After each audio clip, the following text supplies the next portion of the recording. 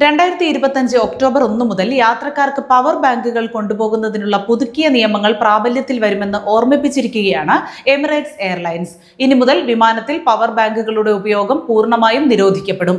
ബുധനാഴ്ച മുതൽ യാത്രക്കാർക്ക് വിമാനത്തിനുള്ളിൽ റീചാർജ് ചെയ്യാവുന്ന ബാറ്ററി പാക്കുകൾ ഉപയോഗിക്കാൻ അനുവാദമില്ല.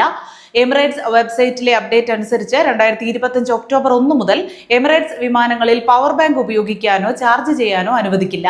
യാത്രക്കാർക്ക് ഒരു പവർ ബാങ്ക് കൈവശം വയ്ക്കാം. അത് ക്യാബിൻ ബാഗേജിൽ സൂക്ഷിക്കണം. ചെക്ക് ഇൻ ലഗേജിൽ പവർ ബാങ്കുകൾ അനുവദനീയമല്ല. വിപുലമായ സുരക്ഷാ പരിശോധനയ്ക്ക് ശേഷം എമിറേറ്റ്സ് പവർ ബാങ്കുകൾ സംബന്ധിച്ച അപകട സാധ്യതകൾ കുറയ്ക്കുന്നതിന് കർശനമായ നിലപാടുകൾ സ്വീകരിക്കുകയാണ്.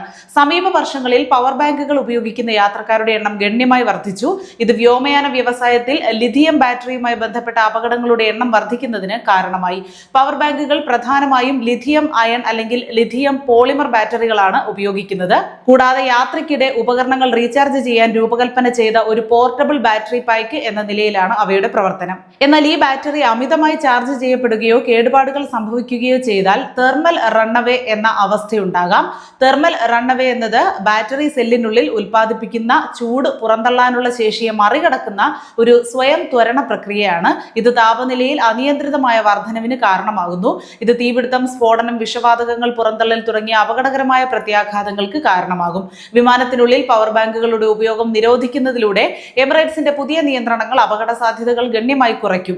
ക്യാബിനിൽ എളുപ്പത്തിൽ ആക്സസ് ചെയ്യാവുന്ന സ്ഥലങ്ങളിൽ പവർ ബാങ്കുകൾ സൂക്ഷിക്കുന്നതിലൂടെ തീപിടുത്തം ഉണ്ടായാൽ തന്നെ പരിശീലനം ലഭിച്ച ക്യാബിൻ ജീവനക്കാർക്ക് വേഗത്തിൽ പ്രതികരിക്കാനും തീ അണയ്ക്കാനും സാധിക്കും.